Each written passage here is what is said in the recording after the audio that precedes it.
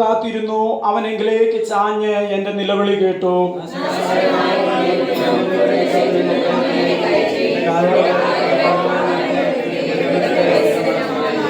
അവൻ എൻ്റെ വായിൽ പുതിയൊരു പാട്ട് തന്നു. നമ്മുടെ ദൈവത്തിന് സ്തുതി തന്നെ.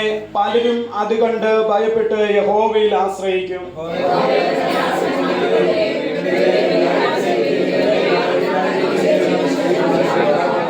എന്റെ ദൈവമായ യഹോവയെ, നീ ചെയ്ത അത്ഭുത പ്രവൃത്തികളും ഞങ്ങൾക്ക് വേണ്ടിയുള്ള നിന്റെ വിചാരങ്ങളും വളരെയാകുന്നു. നിന്നോട് സദൃശനാരുമില്ല. ഞാൻ അവയെ വിവരിച്ച് പ്രസ്താവിക്കുമായിരുന്നു, എന്നാൽ അവ എണ്ണിക്കൂടാതെ വണ്ണം അധികമാകുന്നു.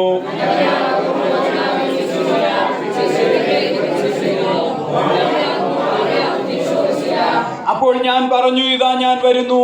പുസ്തകച്ചുരുളിൽ എന്നെ കുറിച്ച് എഴുതിയിരിക്കുന്നു.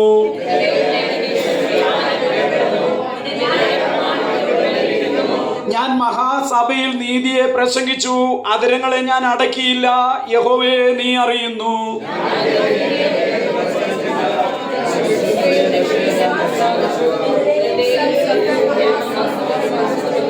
യഹോവേ, നിന്റെ കരുണ നീ എനിക്ക് അടച്ചു കളയുകയില്ല. നിന്റെ ദയയും സത്യവും എന്നെ നിത്യം പരിപാലിക്കും.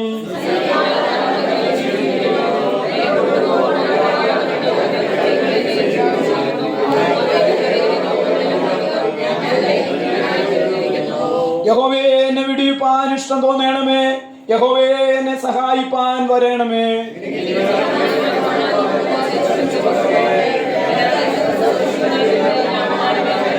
നന്നായി നന്നായി എന്ന് എന്നോട് പറയുന്നവർ തങ്ങളുടെ നാണനിമിത്തം സ്തംഭിച്ചു പോകട്ടെ.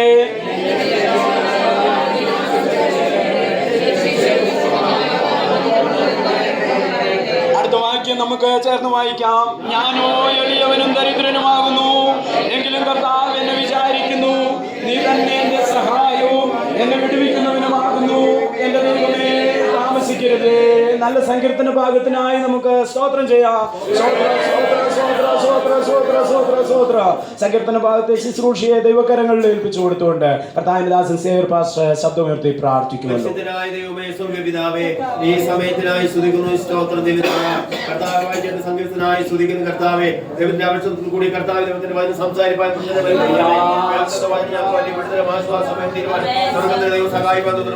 കർത്താവേ, കർത്താവ് എല്ലാവരും അനുഗ്രഹിക്കുമാറാകണമേ.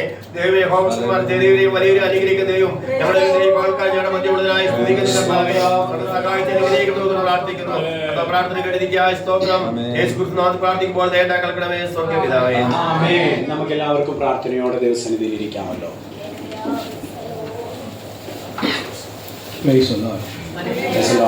கர்த்தரும் ரட்சகருமாய் இருக்கிற ஆண்டவராகிய இயேசு கிறிஸ்துவின் நாமத்தினாலே உங்களை வாழ்த்துகிறேன். യേശു ക്രിസ്തുവിന്റെ നാമത്തിൽ നിങ്ങൾക്ക് എല്ലാവർക്കും എൻ്റെ സ്നേഹവന്ദനത്തെ അറിയിക്കുന്നു. இந்த நாளிலே சங்கீத பகுதியிலிருந்து ഇന്ന് പകല് സങ്കീർത്തനത്തിൽ നിന്ന് ஒரு சில வசனங்களை ചില വാക്യങ്ങൾ நாம் வாசித்து നമ്മൾ വായിച്ച് நாம் கர்த்தருடைய வார்த்தையை அறிந்து கொள்ள போகிறோம். കർത്താവിന്റെ വചനത്തെ നമ്മൾ ശ്രദ്ധിക്കാൻ പോവുകയാണ്. பொதுவாக சங்கீத புஸ்தகங்கள், പൊതുവായിട്ട് സങ്കീർത്തന പുസ്തകം நாம் அதிக விரும்பி வாசிக்கக்கூடிய ஒரு பகுதியாகும். അധികം ഇഷ്ടപ്പെട്ട് വായിക്കുന്ന ഒരു ദൈവവചന ഭാഗമാണ്. வேதத்தில் எத்தனையோ அதிகாரங்கள் இருந்தாலும், ദൈവവചനത്തിൽ എത്ര അധ്യായങ്ങൾ പുസ്തകങ്ങൾ ഉണ്ടായാലും, வாக்குத்தத்தங்கள் இருந்தாலும், വാഗ്ദത്തങ്ങൾ ഉണ്ടെങ്കിലും சங்கீதம் மட்டும்தான் സങ്കീർത്തനമാണ് நம்மை போன்ற ஆட்களுக்கு, നമ്മളെ പോലെയുള്ള ആളുകൾക്ക് ஒரு ஆறுதலான பகுதியாக இருக்கிறது. ഒരു ആശ്വാസമായിട്ട് കൂടുതൽ ഇടപെടുന്നു.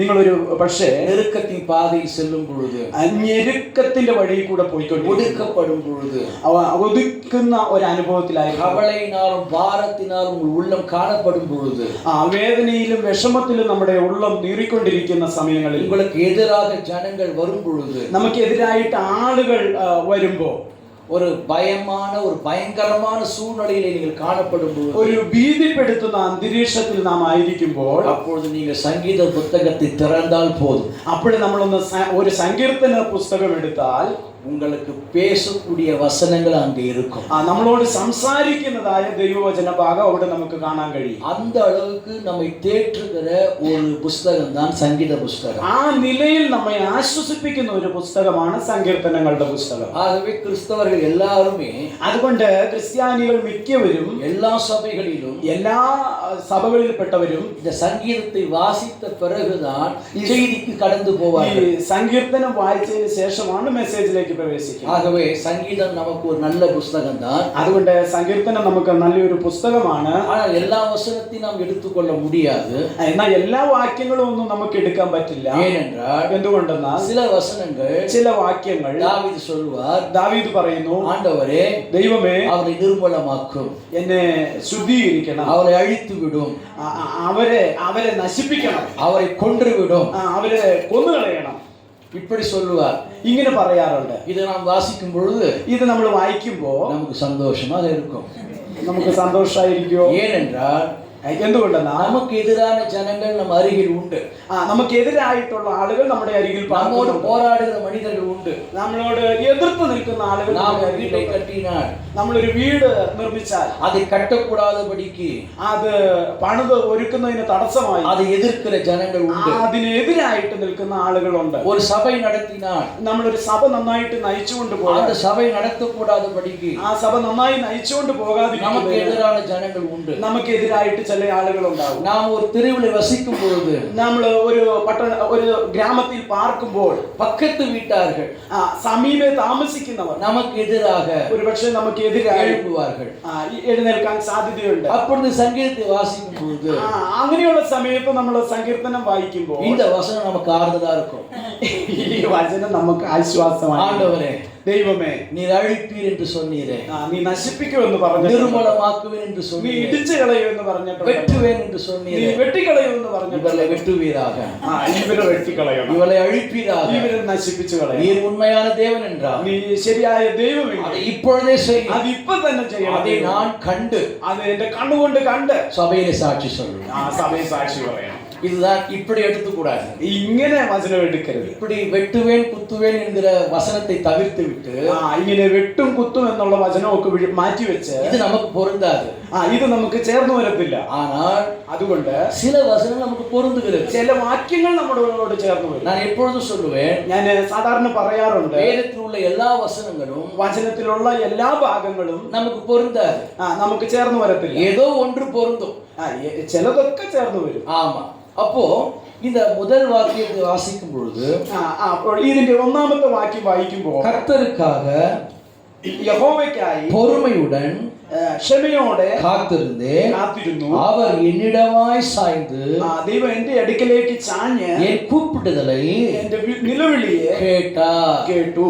இது ஜெபிக்கிற நமக்கு ஒரு பெரிய ஆறுதல். ഇത് പ്രാർത്ഥിക്കുന്ന നമുക്കൊരു വലിയ ആശ്വാസമാണ്. இன்றைக்கு விசுவாசிகளாகிய நீங்கள், ഇന്ന് വിശ്വാസത്തിലായിരിക്കുന്ന നമ്മൾ, இன்று ஊழியம் செய்கிற தேவ மனிதர்கள், ഇന്ന് ശുശ്രൂഷ ചെയ്യുന്ന ദൈവദാസന്മാർ ஒரு காரியத்திற்காக ஜெபிப்பது வழக்கம். ഒരു വിഷയത്തിന് വേണ്ടി പ്രാർത്ഥിക്കുന്നത് സാധാരണ കാര്യമാണ്. ஒரு தேசம் ரட்சிக்கப்படுவதற்காக, ഒരു ദേശം വിടുവിക്കപ്പെടുന്നതിന് ஒரு വേണ്ടി, மாநிலம் ரட்சிக்கப்படுவதற்கு, ഒരു മനുഷ്യൻ രക്ഷപ്രാപിക്കുന്നതിന് ஒரு വേണ്ടി, குடும்பம் ரட்சிக்கப்படுவதற்கு, ഒരു കുടുംബം രക്ഷപ്പെടുന്നതിന് വേണ്ടി, ஒரு சொந்த பந்தங்கள் നമ്മുടെ ரட்சிக்கப்படுவதற்கு, സ്വന്തത്തിലും ബന്ധത്തിലുമുള്ള പ്രിയപ്പെട്ടവർ രക്ഷിക്കപ്പെടുന്നതിന് இப்படி വേണ്ടി நாம் ஜெபிப்போம். ഇങ്ങനെ നമ്മൾ പ്രാർത്ഥിക്കാറുണ്ട്. சில நன்மைகளுக்காக ஜெபிப்போம். ചില നന്മ ലഭിക്കുന്നതിന് വേണ്ടി சில പ്രാർത്ഥിക്കാം. ஆசீர்வாதங்களுக்காக ஜெபம் பண்ணுவோம். ചില അനുഗ്രഹങ്ങൾ പ്രാപിക്കുന്നതിന് വേണ്ടി ஜெபம் பண்ணிக்கொண்டே இருப்போம். പ്രാർത്ഥനയെ തുടർന്നുകൊണ്ടേയിരിക്കാം. ஆனால் பதில் വരാது. ചിലപ്പോ ദൈവത്തിൽ നിന്ന് ഉത്തരം ലഭിക്കില്ല. ஆகவே நாம் தளர்ந்து போவோம். ആ സമയത്ത് നമ്മൾ ക്ഷീണിച്ചു പോകും. ஜெபித்து என்ன பயன் என்று சொல்வோம். പ്രാർത്ഥിച്ചിട്ട് എന്താ ഗുണമെന്ന് നമ്മൾ പറയും. எத்தனை நாட்கள் தான் ஜெபிப்பது என்று சொல்வோம். എത്ര നാളാ ഞാൻ പ്രാർത്ഥിക്കേണ്ടത് എന്ന് പറയും. அப்படி சொல்லுகிற சமயத்திலே അങ്ങനെ നമ്മൾ പറയുമ്പോൾ தாவீதுடைய இந்த வாக்கியம், ദാവീദിന്റെ ഈ വാക്യം നമുക്ക് ஒரு ஆறுதலை கொடுக்கிறது, ഒരു ആശ്വാസം തരുന്നതാണ്. இங்க தாவீது என்ன சொல்கிறார்? ഇവിടെ ദാവീദ് എന്താണ് പറയുന്നത്? நான் கர்த்தருக்காக பொறுமையுடன் காத்திருந்தேன். ഞാൻ യഹോവയ്ക്കായി കാത്തിരുന്നു. இது விசுவாசிகளாகிய ஜெபிக்கிறவர்களாகிய நம்ம எல்லாருக்கும் பொருந்தக்கூடிய வார்த்தையாகும். ഇത് വിശ്വാസികളായ പ്രാർത്ഥിക്കുന്ന നമുക്ക് എല്ലാവരും ക്ഷമയോടെ ഇരിക്കേണ്ട ഒരു വാക്യമാണ്. நாம எப்படி போதிக்கப்பட்டு விட்டோம்? നമ്മളെല്ലാം എങ്ങനെയാണ് ഇത് മനസ്സിലാക്കി? ஜெபித்த உடனே நடக்க வேண்டும். പ്രാർത്ഥിച്ച ഉടനെ നമുക്കത് ലഭിക്കണം. வல்லமை என்று சொல்லிவிட்டால் வல்லமை இறங்கி விட வேண்டும். നമ്മള് മഹത്വം എന്ന് പറഞ്ഞാൽ അപ്പൊ തന്നെ ദൈവത്തിന്റെ മഹത്വം. அக்கினி என்று சொல்லிவிட்டால் உடனே அக்கினி இறங்கி விட வேண்டும். തീ എന്ന് പറഞ്ഞാൽ അപ്പൊ തന്നെ തീയുടെ സാന്നിധ്യം ഇറങ്ങും. அப்படி வராவிட்டால், അങ്ങനെ വന്നില്ലെങ്കിൽ நீ சரியாய் ஜெபிக்கவில்லை, നിന്റെ പ്രാർത്ഥന ശരിയായി, உன் விசுவாசம் போதாது, നിന്റെ വിശ്വാസം അത്രയ്ക്ക് പോരാ அப்படி என்று நாம் ஒதுக்கி விடுவோம். അങ്ങനെ നമ്മൾ അവനെ അങ്ങ് ഒതുക്കുന്നത്. அப்படி கிடையாது. അങ്ങനെയല്ല. சில ஜெபங்கள் கேட்கப்படத்தான் செய்கிறது. ചില പ്രാർത്ഥനകൾ ദൈവം കേൾക്കുന്നുണ്ട്. சில ஜெபங்கள் நமக்கு தாமதமாக தான் வருகிறது. ചില പ്രാർത്ഥനയ്ക്കുള്ള മറുപടി താമസിച്ചായിരിക്കും വരുന്നത്. ஆகவே அதை நாம் வைத்து விட்டு நாம் ஒரு விசுவாசியை புறம்பே தள்ளக்கூடாது. ആ ഒരു അടിസ്ഥാനത്തിൽ നമ്മൾ ഒരു വിശ്വാസിയെ നമ്മൾ തള്ളിക്കളയാൻ പാടില്ല. இப்பொழுது நான் சொல்லுகிறேன், ഇപ്പോൾ ഞാൻ പറയുന്നു, நாம் தாவீதை விட ஜெப வீரர் அல்ல. നാം ദാവീദിനെക്കാളും വലിയൊരു പ്രാർത്ഥനാ മനുഷ്യൻ എന്ന് പറയാൻ കഴിയില്ല. தாவீது அந்தி சந்தி வேளையிலே ஆண்டவரை கூப்பிட்டதாக வசனம் இருக்கிறது. ദാവീദ് വൈകുന്നേരത്തും കാലത്തും ഉച്ചയ്ക്കും സങ്കടം ബോധിപ്പിച്ച് കരഞ്ഞതായിട്ട് വചനമുണ്ട്. நாம் அந்த அளவுக்கு நாம் ஜெபம் செய்வதில்லை. നമ്മൾ ആ ലെവലിലൊന്നും പ്രാർത്ഥിക്കുന്ന ആളുകളല്ല. ஒருவேளை நாம் அதிகம் ஜெபம் செய்து விட்டால், ഒരുപക്ഷെ നമ്മൾ അധികം പ്രാർത്ഥിച്ചാൽ ஒரு வாரம் லீவ் எடுத்து விடுவோம். ഒരു വാരം അത് കഴിഞ്ഞ ഒരു ആഴ്ച നമ്മൾ ലീവ് എടുക്കും. காரணம் என்னவென்றால், കാരണം എന്താന്ന് വെച്ചാൽ, நான் இத்தனை மணி நேரம் ஜெபித்தேன், ഞാൻ ഇത്ര മണിക്കൂർ പ്രാർത്ഥിച്ചു, இந்த ஜெபம் போதும். ഇത്രയ്ക്കൊക്കെ പ്രാർത്ഥിച്ചാൽ മതി. ஒரு சில பேர் சொல்லுவாங்க பாருங்க, இது போதும், டெல்லி வரைக்கும் போகும் சொல்லுவாங்க பாருங்க. ചിലര് പറയുമല്ലോ, ഇത് മതി, ഇതുകൊണ്ട് ഞാൻ ഡൽഹി വരെ പോകും. ஆகவே நான் ஒரு ஃபாஸ்டிங் போட்டால் போதும், അതുകൊണ്ട് ഞാൻ ഒരു ഫാസ്റ്റിംഗ് എടുത്താൽ, நான் ஒரு 2 மணி நேரம் ஜெபம் பண்ணினால் போதும், ഞാൻ ഒരു 2 മണിക്കൂർ പ്രാർത്ഥിച്ചാൽ മതി. இது வரைக்கும் நான் ஜெபம் பண்ண வேண்டிய அவசியமே இல்லை. എനിക്ക് പ്രാർത്ഥിക്കേണ്ട ആവശ്യമേ ഇല്ല. இதோட அடுத்த 25ஆம் ஆண்டிலே நான் ஜெபத்தை ഇനി അടുത്ത 25 വർഷത്തിലാണ് ഞാൻ ഇനി പ്രാർത്ഥനയ്ക്ക് പോകത്തുള്ളൂ. இப்படிதான் நாம் செய்கிறோம். ഇങ്ങനെയാണ് നമ്മൾ ചെയ്യുന്നത്. ஜெபத்திலே வல்லமை உண்டு, പ്രാർത്ഥനയ്ക്ക് அதிக பலன் உண்டு, അധിക പ്രവൃത്തിയുണ്ട്, இல்லை என்று நான் சொல்லவில்லை. ഇല്ലെന്ന് ഞാൻ പറയുന്നില്ല. ஆனால் நீ தேவனை நோக்கி ஜெபிக்கும் பொழுது, എന്നാൽ നമ്മൾ ദൈവത്തെ നോക്കി പ്രാർത്ഥിക്കുമ്പോൾ உடனே நீங்கள் நடக்க வேண்டும் என்பது அது நம்முடைய நம்பிக்கையாக இருக்கலாம், விசுவாசமா இருக்கலாம். വേഗത്തിൽ അതിന് മറുപടി വേണം എന്നുള്ളത് ഒരുപക്ഷെ നമ്മുടെ വിശ്വാസമായിരിക്കാം, അത് ദൈവത്തിൽ നിന്ന് നമ്മൾ പ്രതീക്ഷിക്കുന്നതായിരിക്കാം. ஆனால் வேதம் என்ன சொல்லுகிறது? എന്നാൽ വചനം എന്താണ് പറയുന്നത്? நாம் அவருடைய நாமத்தினால் எதையாவது ஒன்றாய் கேட்டால், നാം കർത്താവായ യേശുക്രിസ്തുവിന്റെ നാമത്തിൽ എന്തെങ്കിലും ചോദിച്ചാൽ அவர் தம் சித்தத்தின்படி தருவார். ദൈവം തന്റെ ഇഷ്ടം പോലെ നമുക്കത് തരും என்பதுதான் ஜெபம். എന്നതാണ് പ്രാർത്ഥന. உங்கள் விருப்பம் நிறைவேற வேண்டும் என்பது ஜெபம் அல்ல. നമ്മുടെ ആഗ്രഹം എല്ലാം നടക്കണം എന്നുള്ളത് പ്രാർത്ഥനയല്ല. அவருடைய விருப்பம் நிறைவேறுவதே ஜெபம். ദൈവത്തിന്റെ ഇഷ്ടം നിറവേറണം എന്നുള്ളതാണ് പ്രാർത്ഥന. இதை நாம் இதை தெரிந்து கொண்டால், ഇത് നമ്മൾ മനസ്സിലാക്കിയാൽ நாம் சோர்வடைய போவதில்லை, നമ്മൾ ക്ഷീണിച്ചു പോകത്തില്ല, நாம் தேவனை சந்தேகப்பட നാം போவதில்லை, ദൈവത്തെ സംശയിക്കത്തില്ല, என் ஜெபம் ஏன் கேட்கப்படவில்லை என்று புலம்ப போவதில்லை. എന്റെ പ്രാർത്ഥന എന്താ കേൾക്കാത്തതെന്ന് നമ്മൾ വിലപിക്കത്തില്ല.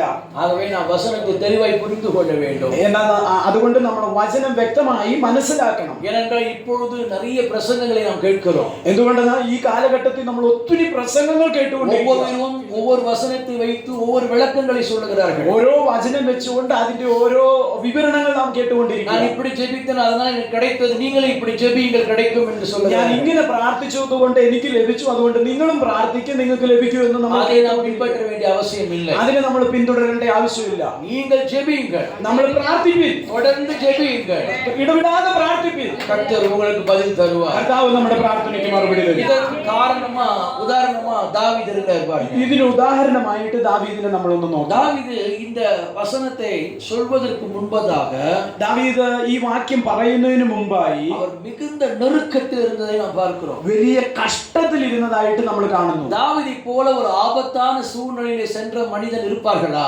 ദാവീദിനെ പോലെ ആപത്ത് നിറഞ്ഞ അനുഭവത്തിൽ കൂടെ കടന്നുപോയ അധികം ആളുകളുണ്ടോ? தாவீதை போல அசிங்கப்பட்டவர்கள் யாராவது இருப்பார்களா? ദാവീദിനെ പോലെ അപമാനപ്പെട്ട മനുഷ്യർ അധികമുണ്ടോ? தாவீதை போல எல்லாவற்றையும் இழந்தவர்கள் இருப்பார்களா? ദാവീദിനെ പോലെ എല്ലാം നഷ്ടപ്പെട്ട ആളുകൾ അധികമുണ്ടോ?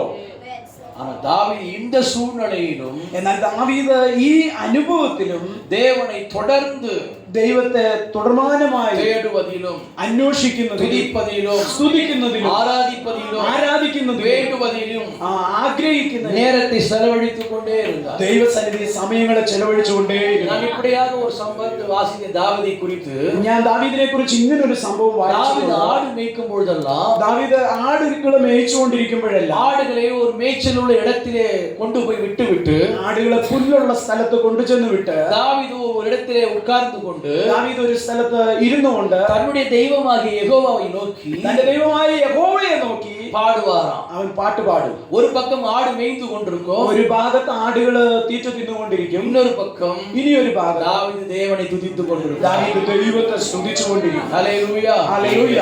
ஆகவேதான் அவர் சொன்னார், எக்காலத்திலும் கர்த்தரை ஸ்தோத்தரிப்பேன் என்று சொன்னார். അതുകൊണ്ടാണ് ദാവീദ് പറഞ്ഞ എല്ലാ കാലത്തിലും യഹോവയെ സ്തുതിപ്പീൻ. നമ്മളെ எப்ப ஸ்தோத்திரம் பண்ணுவோம்? നമ്മളെപ്പോഴാണ് ദൈവത്തിന് സ്തോത്രം കൊടുക്കുന്നത്? கர்த்தர் நன்மை செய்தபடியால் அவரை ஸ்தோத்திரம் பண்ணுவோம். ദൈവം നന്മ ചെയ്തതുകൊണ്ട് ദൈവത്തിന് സ്തോത്രം ചെയ്യാം. அப்ப நன்மை செய்தாதான் நம்ம ஸ்தோத்திரம் பண்ணுவோம். അപ്പൊ നന്മ ചെയ്താൽ മാത്രമേ നമുക്ക് സ്തോത്രം വരൂ. செய்யணும்னா ஸ்தோத்திரம் பண்ண மாட்டோம். ചെയ്തില്ലെങ്കിൽ സ്തോത്രം വരത്തില്ല. ஸ்தோத்திரம் வராது. സ്തോത്രം വരത്തില്ല.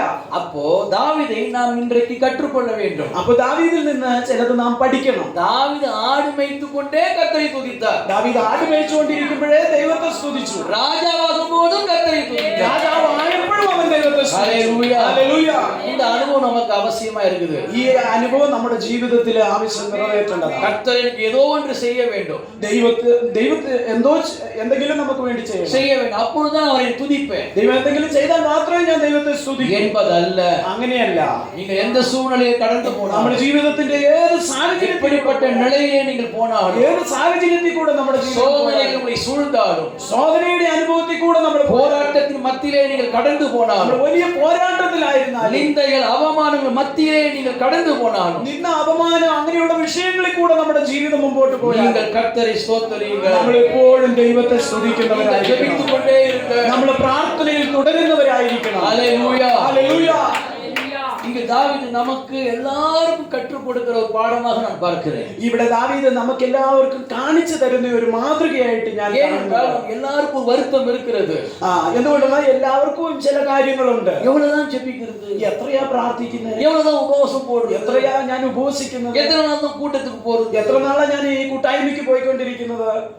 இப்படி நான் செய்து செய்து ഇങ്ങനെ ഞാൻ ചെയ്ത് பதில் தான் எனக்கு கிடைக்கவில்லை. എനിക്ക് മറുപടി ഒന്നും ലഭിക്കുന്നില്ലല്ലോ. சிலர் சொல்லுகிறார்கள், ചിലരിങ്ങനെ പറയാറുണ്ട്, உன் ஜெபத்துக்கு ஏன் தேவன் பதில் தரவில்லை என்று தெரியுமா? നിന്റെ പ്രാർത്ഥനയ്ക്ക് എന്താ ദൈവം മറുപടി തരാത്തെന്ന് അറിയാമോ? நீ ஏதோ பாவம் செய்திருக்கிறாய், എന്തോ പാപം ചെയ്തിട്ടുണ്ട്, ஆகவே கர்த்தர் உனக்கு செவி கொடுக்கவில்லை. അതുകൊണ്ട് ദൈവം നിന്റെ പ്രാർത്ഥനയ്ക്ക് മറുപടി உன் തരുന്നില്ല. விசுவாசம் போதாது.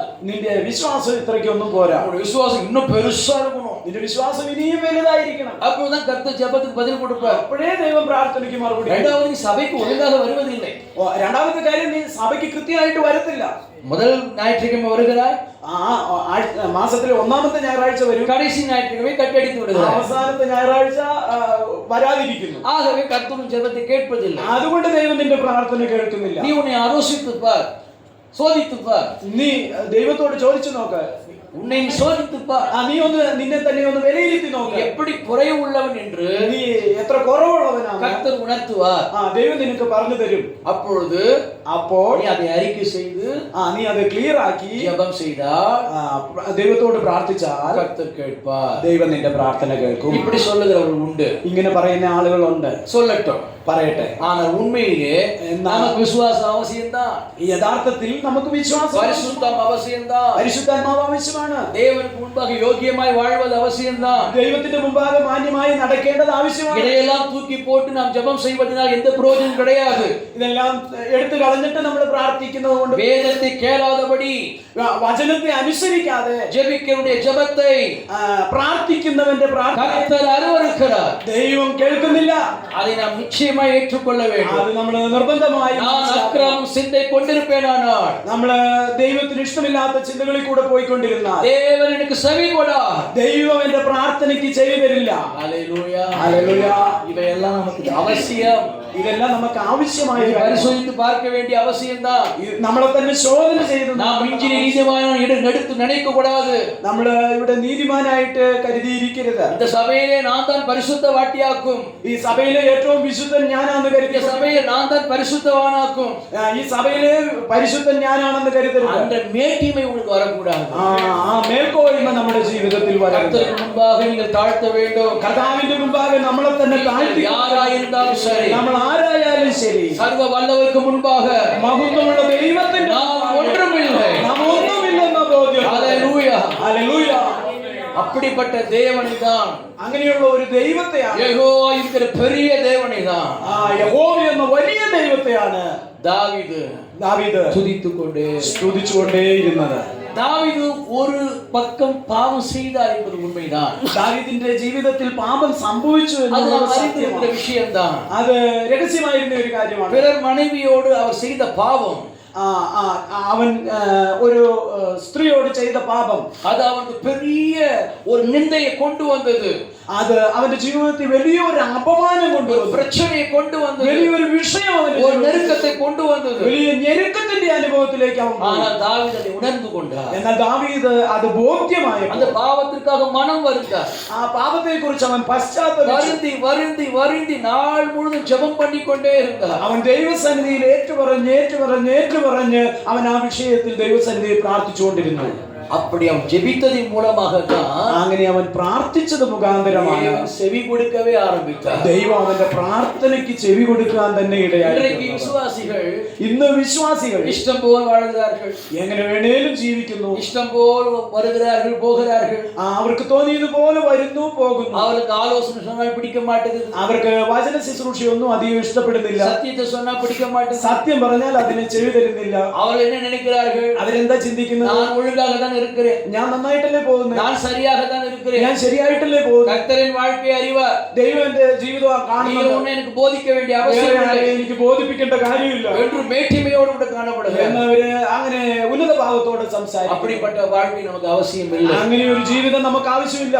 வேதம் சொல்லுகிறபடியே ദൈവത്തിന്റെ വചനം நாம் പറയുന്ന வசனத்துக்கு கீழ்ப்படிய வேண்டும். നാം ദൈവവചനത്തിന് കീഴ്പ്പെട്ട് ജീവിക്കണം. சில தேவ பிள்ளைகள் விசுவாசிகள் ചില ദൈവമക്കൾ ஏதோ ஒரு காரியம் தன்னிடத்தில் இருப்பதை மேன்மையாக எண்ணுகிறார்கள். എന്തോ ഒരു ഗുണം തന്റെ പക്കൽ ഉള്ളത് അത് വലിയൊരു കാര്യമായി കാണും. அந்த மேன்மையிலேயே அந்த பெருமையிலேயே வாழ்கிறார்கள். ആ ഒരു ഗുണം മാത്രം വെച്ചുകൊണ്ട് അതിൽ അങ്ങ് ജീവിച്ചു പോകും. ஆனால் ஒன்றை புரிந்து கொள்ளுங்கள், എന്നാൽ ഒരു കാര്യം பெருமை உள்ளவனுக்கு ഈ നല്ല ഭാവം ഉള്ള ആളുകൾക്ക് கர்த்தர் எதிர்த்து நிற்கிறார். കർത്താവ് എതിർത്ത് നിൽക്കുന്നു. ஹல்லேலூயா. സ്തോത്രം. വചനം പറയുന്നു, നിഗളികളോട് ദൈവം എതിർത്ത് നിൽക്കുന്നു. கர்த்தருக்கு முன்பாக நம்மை தாழ்த்த வேண்டும். ദൈവത്തിന്റെ മുമ്പാകെ നമ്മെ താഴ്ത്തണം. தாவீது நெருக்கப்பட்டார். ദാവീദ് ഞെരുക്കം അനുഭവിച്ചു. அவருடைய சொந்த ஜனங்கள் அவரை தள்ளினார்கள். അവന്റെ സ്വന്തം ജനം അവനെ തള്ളിക്കളഞ്ഞു. அவன் குடும்பத்தை இழந்தார். അവന്റെ കുടുംബം അവന് നഷ്ടമായി. காடுகளிலும் வனாந்தரத்திலும் சுற்றி திரிந்தார். കാടിലും വനത്തിലും അവൻ ചുറ്റിത്തിരിഞ്ഞ് നടന്നു. அந்த வனாந்தரத்திலே போகிற பாதையில் கூட ആ വനത്തിൽ കൂടെ പോകുന്ന പാതയിൽ தேவனை ஒவ்வொரு நாளும் துதித்துக் கொண்டே இருந்தார். അവൻ ദൈവത്തെ ഓരോ ദിവസവും സ്തുതിച്ചു. அவன் சொன்ன வாக்கியம் என்ன? അവൻ പറഞ്ഞ വാക്കെന്താ? கர்த்தாவே, കർത്താവേ, நீரன் கண்மலை, നീ എന്റെ நீரன் கோட்டை, നീ എന്റെ കോട്ട, நீரன் துருகம். നീ എന്റെ ദുർഗം. ஹல்லேலூயா. ഹല്ലേലൂയ. நான் நம்புகிறது ഞാൻ വിശ്വസിക്കുന്നത് உம்மாலே எனக்கு வரும். നിന്നിൽ നിന്ന് എനിക്ക് ലഭിക്കും. ஹல்லேலூயா. ஆகவே ஜெபத்துக்கான பதில் தாமதிக்கும் பொழுது, അതുകൊണ്ട് പ്രാർത്ഥനയുടെ മറുപടി താമസിക്കുമ്പോൾ சோர்ந்து போகாதீர்கள். നമ്മള് വിഷമിക്കരുത്. ஏனென்றால் എന്തുകൊണ്ടെന്നാ இங்க தாவீது ரொம்ப அழகா சொல்றாரு பாருங்க. ഇവിടെ ദാവീദ് വളരെ മനോഹരമായി പറഞ്ഞിട്ടുണ്ട്. கர்த்தருக்காக பொறுமையுடன் காத்திருந்தேன், കർത്താവിന് വേണ്ടി കാത്തിരുന്നു, அவர் எனக்கு செவி கொடுத்தார். അവൻ എന്റെ പ്രാർത്ഥന കേട്ടു. ஆகவே உங்கள் ஜெபம் அதிகாலை ஜெபமா? അതുകൊണ്ട് നിങ്ങളുടെ പ്രാർത്ഥന രാവിലെയുള്ള പ്രാർത്ഥന, நீங்கள் மதியம் ஜெபிக்கிறவர்களா? നിങ്ങൾ വൈകുന്നേരം പ്രാർത്ഥിക്കുന്നവരാണോ? நீங்கள் இரவெல்லாம் ஜெபிக்கிறவர்களா? നിങ്ങൾ രാത്രി മുഴുവൻ പ്രാർത്ഥിക്കുന്നവരാണോ? நீங்க எப்படி எந்த வேளை ஜெபித்தாலும் சரி, നിങ്ങൾ ഏത് സമയത്ത് പ്രാർത്ഥിച്ചാലും ശരി, நீங்கள் பொறுமையோடு கூட காத்திருங்கள். നിങ്ങൾ ക്ഷമയോടെ ദൈവസന്നിധിയിൽ കാത്തിരിപ്പിൻ. கர்த்தருடைய ஜெபத்துக்கான பதிலை கொடுப்பார். കർത്താവ് നിങ്ങളുടെ പ്രാർത്ഥനയ്ക്ക് നിശ്ചയം മറുപടി തരും. ஹல்லேலூயா. ഹല്ലേലൂയ. ஹல்லேலூயா. ഹല്ലേലൂയ. ஆகவே അതുകൊണ്ട് இந்த ஆண்டிலே நான் நிறைய ஜெபித்து விட்டேன். ഈ വർഷത്തിൽ നമ്മൾ ഒത്തിരി പ്രാർത്ഥിച്ചു. இந்த ஆண்டு எனக்கு பதில் வரவில்லை. ഈ വർഷം എനിക്ക് മറുപടി ലഭിച്ചില്ല. ஒருவேளை கர்த்தர் புதிய ஆண்டு வந்தால் தான் கொடுப்பாரோ? ഒരു പക്ഷേ ദൈവം ഇനി അടുത്ത 2025 எல்லா விசுவாசிகளுடைய நம்பிக்கை என்ன தெரியுமா? എല്ലാ വിശ്വാസികളും വിശ്വസിക്കുന്നത് എന്താണെന്നറിയാം. பழைய வருஷம் போச்சுனா പഴയ കഴിഞ്ഞ വർഷം പോയാ புது வருஷத்துல ஏதோ ஒரு செய்ய போறாரு. പുതിയ വർഷത്തിൽ എന്തോ ദൈവം ചെയ്യാൻ പോകുന്നു அப்படின்ற ஒரு நம்பிக்கை நமக்கு உண்டு. അങ്ങനെ ഒരു വിശ്വാസം നമുക്കുണ്ട്. அந்த நம்பிக்கை தவறல்ல. അങ്ങനെയുള്ള വിശ്വാസം തെറ്റല്ല. ஆனால் ஒரு விஷயத்தை நீங்க புரிந்து கொள்ளுங்க. എന്നാൽ ഒരു വിഷയം നമ്മൾ ഗ്രഹിക്കണം. உங்கள் ஜெபத்தை நீங்கள் அலட்சியமா எண்ணாதீர்கள். നമ്മുടെ പ്രാർത്ഥന നമ്മൾ വില കുറഞ്ഞതായി കാണുക. உங்கள் ஜெபத்தை சந்தேகத்தோடு ஏறெடுக்காதீர்கள். നമ്മുടെ പ്രാർത്ഥന സംശയത്തോടെ ദൈവസന്നിധിയിൽ ஜெபத்தை அவிசுவாசத்தோடு ஏறெடுக்காதீர்கள். നമ്മുടെ പ്രാർത്ഥന അവിശ്വാസത്തിൽ നിന്നുള്ളതായി. ஜெபம் கேட்கப்படுகிறதா இல்லையா என்று சொல்லாதீர்கள். എന്റെ ദൈവം എന്റെ പ്രാർത്ഥന കേൾക്കുന്നുണ്ടോ ഇല്ലയോ എന്ന് നമ്മൾ പറയണം. நான் உங்களுக்கு சொல்லுகிறேன். ഞാൻ നിങ്ങളോട് പറയുന്നു, நொறுங்கி இருதயத்தோடு ஜெபிக்கிற நீங்கள், നുറുങ്ങിയ ഹൃദയത്തോടെ உடைந்த പ്രാർത്ഥിക്കുന്ന നിങ്ങൾ, உள்ளத்தோடு ஜெபிக்கிற நீங்கள், തകർന്ന ഹൃദയത്തോടെ പ്രാർത്ഥിക്കുന്ന கண்ணீரோடு ஜெபிக்கிற நீங்கள், കണ്ണീരോടുകൂടെ ദൈവസന്നിധിയിൽ പ്രാർത്ഥിക്കുന്ന அறுவடை அறுப்பீர்கள். നിശ്ചയ മറുപടി നിങ്ങൾ பலனை காண்பீர்கள். അതിന്റെ ഫലം നിശ്ചയം നിങ്ങൾ കാണും. கர்த்தர் மடியில் அந்த பலனை போடுவார். കർത്താവ് അതിന്റെ അനുഗ്രഹം നമ്മുടെ മടിയിൽ பெருமூச்சோடு பண்ணின ஜெபத்திற்கு നമ്മൾ ദീർഘവിശ്വാസത്തോടെ പ്രാർത്ഥിച്ച പ്രാർത്ഥന நிச்சயமாய் பதிலை கர்த்தர் கொடுப்பார். നിശ്ചയമായിട്ടും കർത്താവ് നമുക്ക് நீங்கள் யாருக்கெல்லாம் ஜெபித்தீர்களோ നമ്മൾ ഈ നാളുകളിലെല്ലാം പ്രാർത്ഥിച്ചു அவரையெல்லாம் கர்த்தர் சபையிலே கொண்டு வருவார். ആളുകൾക്ക് വേണ്ടി നാം പ്രാർത്ഥിച്ചവരെല്ലാം കർത്താവ് எந்த தடைகள் நீங்க வேண்டும் என்று ஜெபித்தீர்களோ എന്ത് വിഷയം നമുക്ക് മാറാൻ വേണ്ടി നമ്മൾ அந்த தடைகளை கர்த்தர் நீக்குவார். ആ കടങ്ങളൊക്കെ കർത്താവ് നമുക്ക് മാറ്റി തരും. எந்த நன்மை வந்தால் ഏത് നന്മ വന്നാൽ என் குடும்பம் நலமாக இருக்கும் എന്റെ ഭവനം നന്നായിരിക്കും என்று എണ്ണിனீர்களோ എന്ന് നമ്മൾ പ്രാർത്ഥിച്ചോ அது உங்களுக்கு வரும். അത് ദൈവം നമുക്ക് നൽകി തരും. ஹalleluya. ഹല്ലേലൂയ. ஆனா ஒரே ஒரு காரியத்தை விட்டுடாதீங்க. എന്നാൽ ഒരു കാര്യം മാത്രം നിങ്ങൾ വിട്ടു உங்கள் ஜெபத்துக்கு பொறுமையோடு காத்திருங்கள். പ്രാർത്ഥനയ്ക്ക് ദീർഘക്ഷമയോടെ കാത്തിരിക്കും. நிச்சயமாய் தாவீதுக்கு செவி கொடுத்தவர் നിശ്ചയമായിട്ടും ദാവീദിന്റെ പ്രാർത്ഥന കേട്ട ദൈവം உங்களுக்கும் செவி கொடுப்பார். നമ്മുടെ പ്രാർത്ഥനയ്ക്കും ചെവി உங்களுக்கும் തരും. செவி கொடுப்பார். നമ്മുടെ പ്രാർത്ഥനയ്ക്കും ചെവി உங்கள் തരും. ஜெபம் கேட்கப்படும். നമ്മുടെ പ്രാർത്ഥന ദൈവം உங்கள் കേൾക്കും. ஜெபத்துக்கான பதில் வரும். നമ്മുടെ പ്രാർത്ഥനയ്ക്കുള്ള മറുപടി உங்கள் ஜெபம் தேசத்தை அசைக்கும். നമ്മുടെ പ്രാർത്ഥന ദേശത്തെ ഇളക്കും. உங்கள் ஜெபம் குடும்பத்தை ரட்சிக்கும். നമ്മുടെ പ്രാർത്ഥന ചില ഭവനങ്ങളെ രക്ഷിക്കും. ஹalleluya. ഹല്ലേലൂയ. பொறுமையோடு காத்திருங்கள். ക്ഷമയോടെ ദൈവസന്നിധി കാത്തിരിക്കും. ஒரு பெரிய பலனை நீங்கள் காண்பீர்கள். ദൈവത്തിൽ നിന്ന് വലിയവ നമുക്ക് വേണ്ടി പ്രതീക്ഷിക്കാം. கர்த்தர் தாமே உங்களை ஆசீர்வதிப்பாராக. കർത്താവ് നമ്മളേവരെയും അനുഗ്രഹിക്കുമാറാകട്ടെ. God bless you. God bless you. God bless you.